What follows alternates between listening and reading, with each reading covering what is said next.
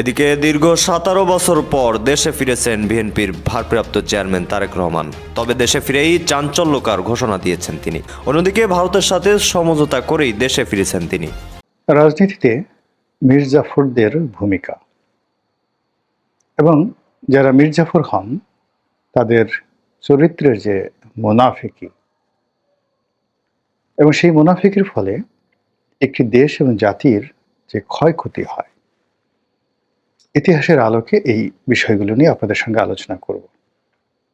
কোনো ব্যক্তি বা কোনো সময় কিংবা কোনো গোষ্ঠীকে কেন্দ্র করে আমার এই বক্তব্য নয়। কারোর সঙ্গে যদি মিলে যায়, এটা নিতান্তই কাকতালীয়। এবং কেউ যদি ব্যক্তিগতভাবে আমার এই বক্তব্য দ্বারা অপমানিত বোধ করেন, সেটি তার একান্ত ব্যক্তিগত বিষয়।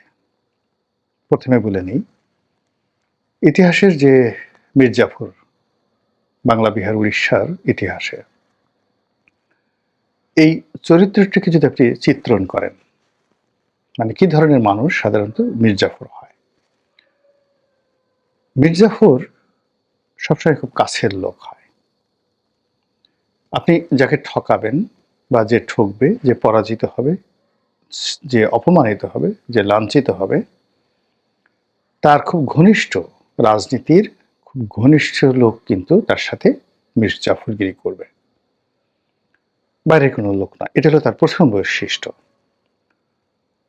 নবাব সিরাজউদ্দৌলার প্রধান সেনাপতি মীর জাফর আলী খান তার খুব নিকট আত্মীয় ছিলেন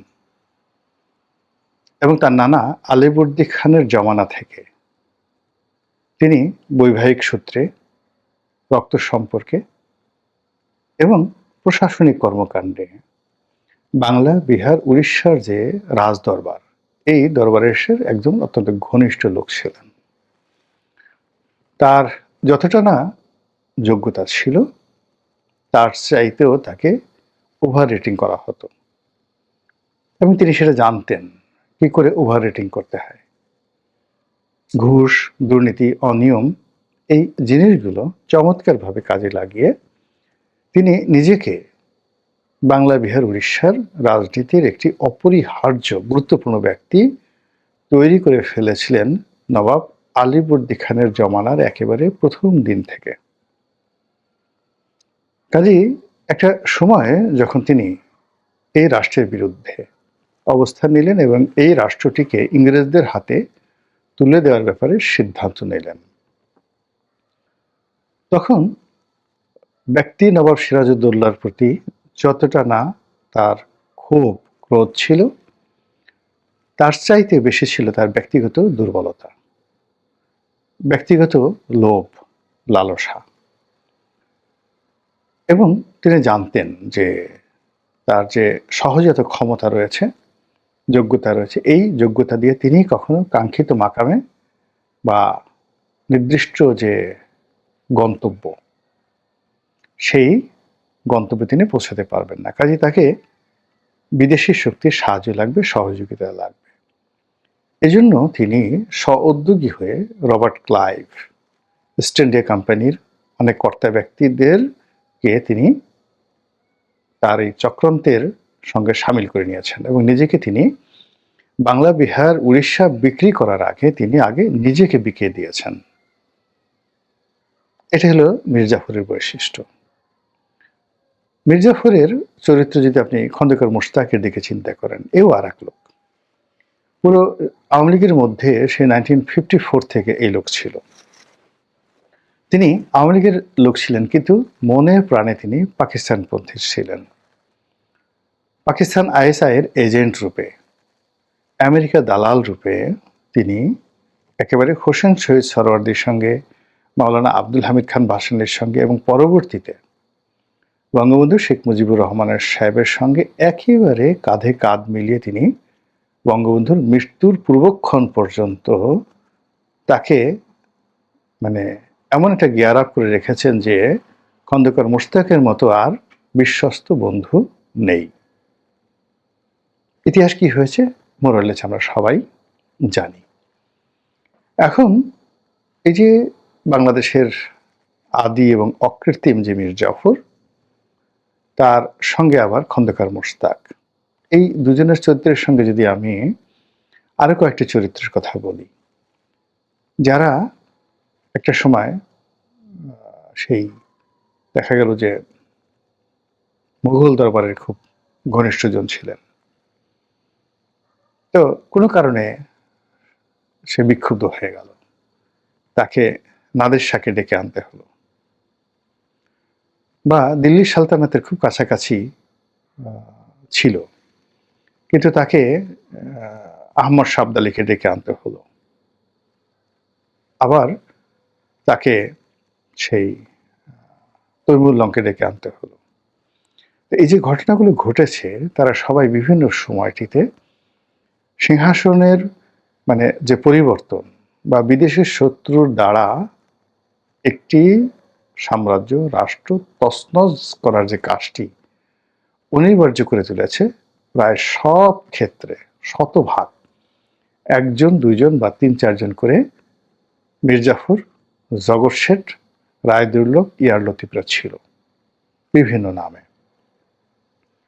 এবং এটা অতীতে যেভাবে ছিল, এখন ঠিক এই সময়টিতেও আপনি দেখবেন পৃথিবীর সব দেশে আছে।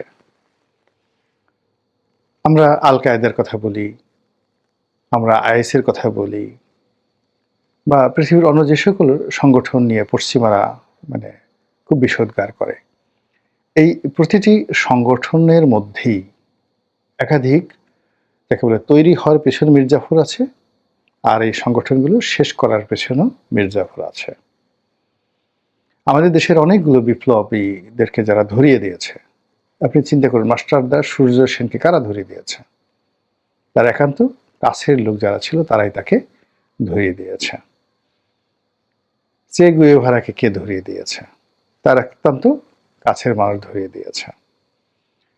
তো এই যে ইতিহাসের যে মির্জাফর, সেই মির্জাফরদের দ্বারা একটি দেশ যেভাবে ক্ষতি হয়, মানে হাজার হাজার শত শত ইবলিস মিলেও সেই দেশের ক্ষতি করতে পারে না। দেশি মির্জাফর মানে অন্য মানে মির্জাফর শব্দটি কেন ব্যবহার করা হয় এখানে? মির্জাফরদের প্রথম এবং প্রধান বৈশিষ্ট্য হলো তারা সিংহাসন, রাজকোষ মানে সেন্ট্রাল রিজার্ভ এবং দেশের ভূখণ্ড, এটা তারা নিজেদের রাগ, বিরাগ, অনুরাগের বশবর্তী হয়ে, লোভ লালসার বশবর্তী হয়ে বিদেশিদের কাছে তারা বিক্রি করে দেয়। ফলে এই যে মির্জাফরদের কারণে সারা দুনিয়াতে লক্ষ লক্ষ মা বোন ইজ্জত হারায়, লক্ষ লক্ষ পুরুষ সেই জীবন দেয়, অনেকে যুদ্ধবন্দী হিসেবে বা দাস রূপে বিক্রি হয়ে যায়।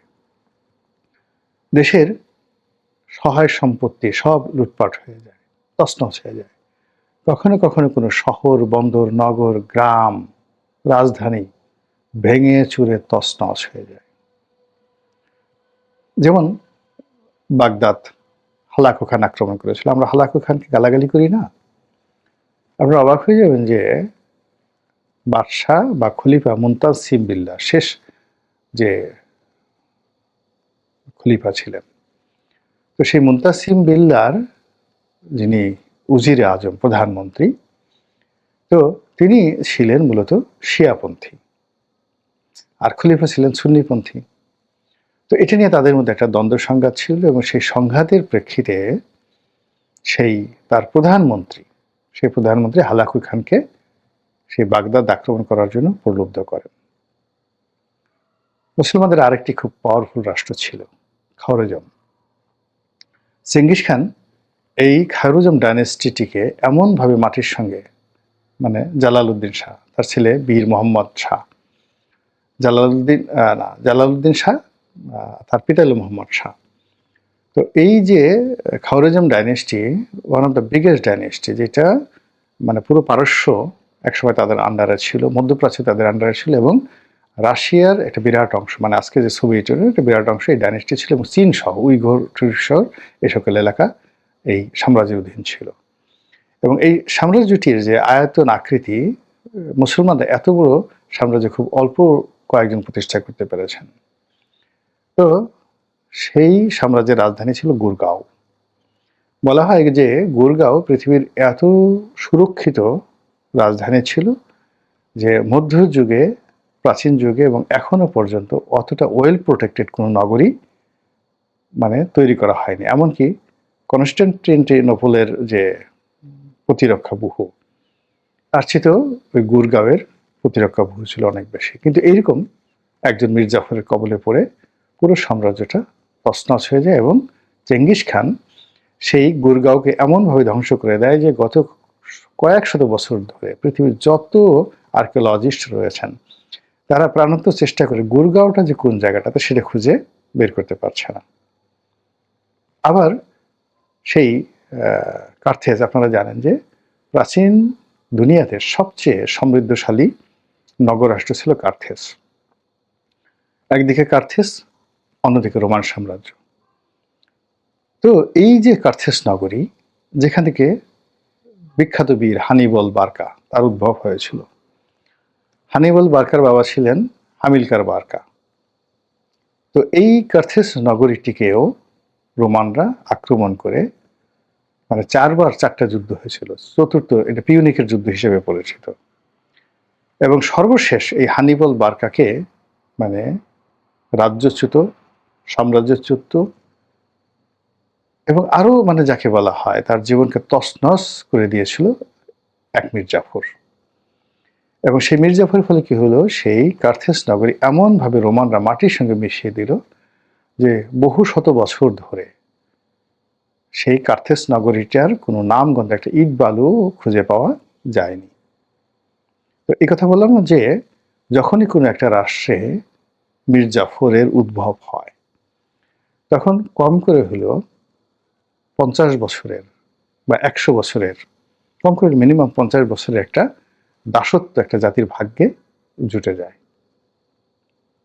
একটা মীর জাফর, আপনি দেখেন বাংলা, বিহার, উড়িষ্যার মীর জাফরের কারণে আমাদের 200 বছর পুরো ভারতবর্ষকে ব্রিটিশ গোলামিতে থাকতে হয়েছে। এইভাবে ইতিহাসের যে জায়গাগুলো মানে এরকম মীর জাফর মানে দখল করেছে, মীর জাফর উদ্ভব হয়েছে এবং মীর জাফররা যখন বিদেশিদের কাছে তার স্বজাতিকে বন্ধকের কাছে বিক্রি করে দিয়েছে এবং যে দাসত্বের শৃঙ্খলে দেশ জাতিকে আবদ্ধ করেছে, ওখান থেকে বের হতে মিনিমাম 50 বছর আর সর্বোচ্চ কখনো কখনো 1000 বছরও লেগে যায়। এখন এই পৃথিবীতে অনেক এরকম মীর জাফর, এই যে দেখুন আজকের যে প্যালেস্টাইনকে নিয়ে আমরা বলি, এখানে একজন মীর জাফর শরীফ হুসাইন মক্কার গভর্নর ছিলেন। মক্কার গভর্নর ছিলেন এখন এই যে জর্ডানের বাদশাহ আবদুল্লাহর পরদাদা, আবদুল্লাহর বাবা বাদশাহ হোসেন, বাদশাহ হোসেনের দাদা শরীফ হুসাইন।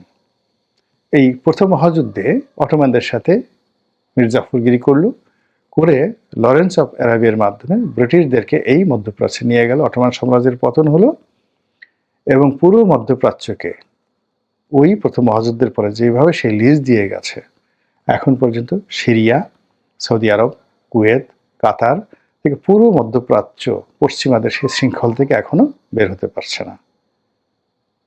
আমরা 1757 সালে মীর জাফরের কবলে পড়েছিলাম।